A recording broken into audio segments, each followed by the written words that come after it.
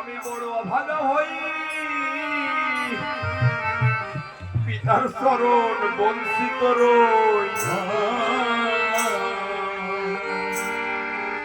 পিতা যায় ছাড়িয়া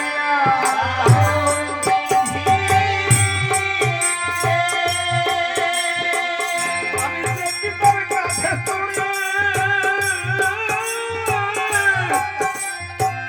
আমি বড় হলাম সংসার করে। পিতা ছেড়ে যায়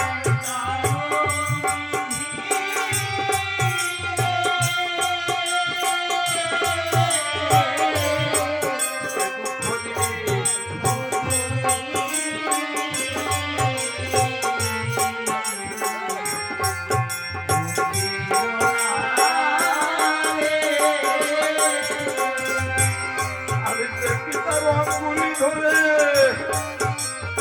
চলতে শিখেছিলাম ভাবের পরে। বাড়িয়া সে গেল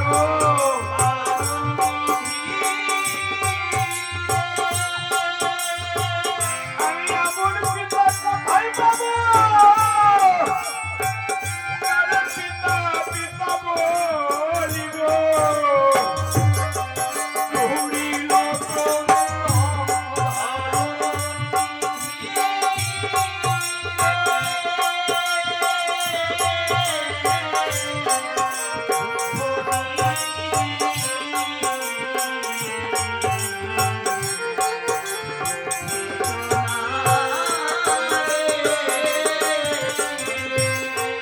এমন সময় মন্থরা লাঠি নিয়ে এসে বড় ভরত রে তোর জন্য রাজ্য রেখেছি, আর আমরা তাড়াইয়ে বলে দিছি তোর জন্য রাজ্য রেখেছি, আমি তোর জন্য রাজ্য রেখেছি, সিংহাসনে বর। শত্রুগণ বলে কি তাহলে এই কুমন্ত্রণা তুমি দিয়েছো, আমার দাদা রাজকে মনে পাঠিয়েছো, তবে তোকে তখন কি করলো শত্রুগণ রে ওই মন্থরা কেসে ধরে আধার দিতে যায়। ভরত বলে ভাই নারী হত্যা মহাপাপ, তুমি নারী রঙে হস্তক্ষেপ করো না। দাদা যখন বাড়িতে আসবে যদি শুনতে পায় তোমার হাতে নারী আঘাত হয়েছে তোমাকে ক্ষমা করবে না। ভরতের বাক্যে শত্রুগণ সান্ত্বনা হইল। এমন সময় কইকে এসে বলেছে ভরত রে ও ভরত আর কেউ বাধা দেবে না, তোর জন্য স্বর্ণ সিংহাসন খালি রেখেছি, রামকে 14 বছর জনে বনে পাঠিয়েছি, তুই সিংহাসনে বসবি, আমি হব রাজমাতা, আমি তোর এই পাশে পাশে ঘুরে বেড়াবো। হা কি আনন্দ! ভরত বলেছে মা তুমি কি কথা বলছো? তুমি আমার রামকে আমার দাদাকে বনে পাঠিয়েছো আর আমার জন্য সিংহাসন রেখেছো, আমার জন্য। মা তুমি জানো না সিংহাসনে কখনো দান বসে না, সিংহাসন হয়েছে ভগবানের।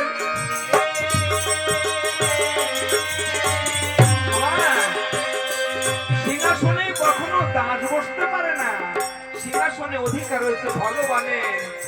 আমি তো তার দাস হতে পারলাম না।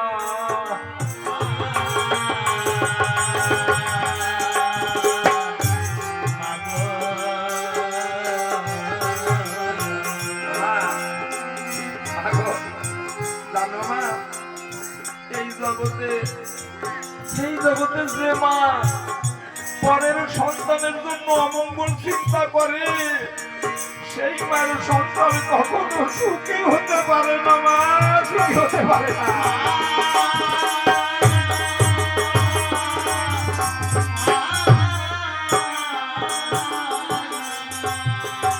ভরত মাকে বুঝাচ্ছে, মাগো এই সংসারে যে মা পরের সন্তানের জন্য অমঙ্গল কামনা করে, সেই সন্তান, সেই মায়ের সন্তান কখনো সুখী হতে পারে না।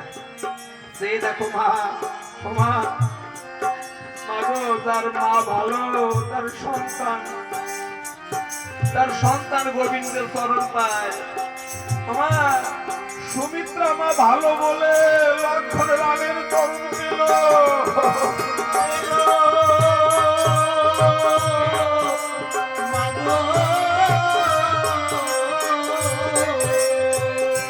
ভরত বলছে সুমিত্রা মা ভালো বলে লক্ষণ প্রভুর চরণ পেল। যার মা ভালো হয় তার পুত্র ভালো সঙ্গ পায়, আর যার মা ভালো হয় না সে ভালো সঙ্গ পায় না। মা তুমি কি করেছো, আমার কি করেছো? এইভাবে যখন রোদন করেছে, বশিষ্ঠ মুনি এসে বলেছে, ভরত রোদন করে লাভ হবে না, তোমার পিতার সৎ কাজ করো। ভরত শত্রুগণে পিতার সৎ কাজ করলো।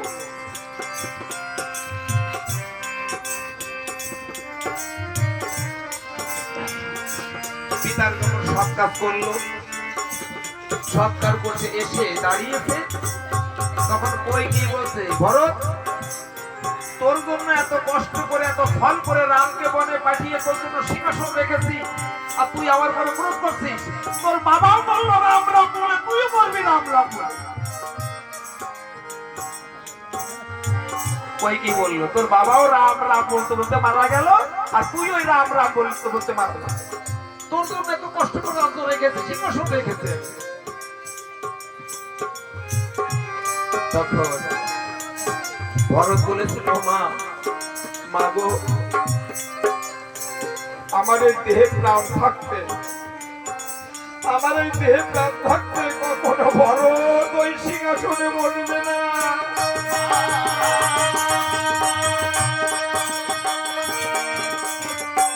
হ্যাঁ, তবে তোমার বাসনা পূর্ণ হবে। তোমার বাসনা পূর্ণ হবে কবে জানো মা? যেদিন আমার প্রাণ পাখি উড়িয়ে যাবে, আমার মারা দেহটা পড়ে থাকবে, সেদিন আমার এই মারা দেহটা নিয়ে ওই সিংহাসনে বসিব। দেখো ভারতের কেমন মানায়।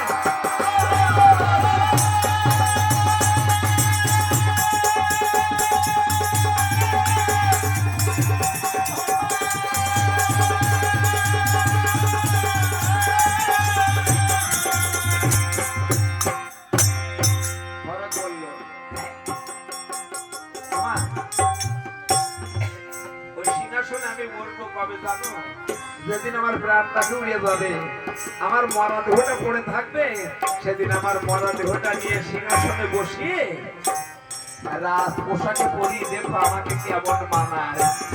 মাগো, ওই সিংহাসনে আমার অধিকার নাই। যেখানে ভগবানের স্থান, সেখানে দাস কখনো বসতে পারে না।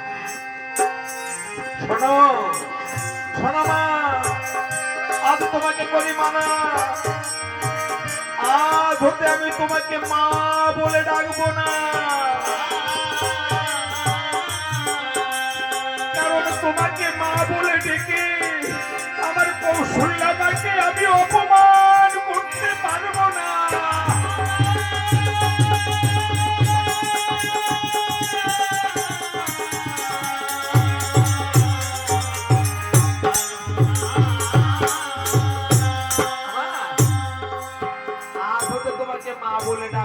তোমাকে মা বলে ডাকবো, আর আমার কৌশল্য জননে কাঁদবে। আমার কৌশল্য আমাকে অপমান করতে পারবো না। আজ হলে তোমাকে মা বলে ডাকবো, যতদিন প্রভু অযোধ্যায় না আসে।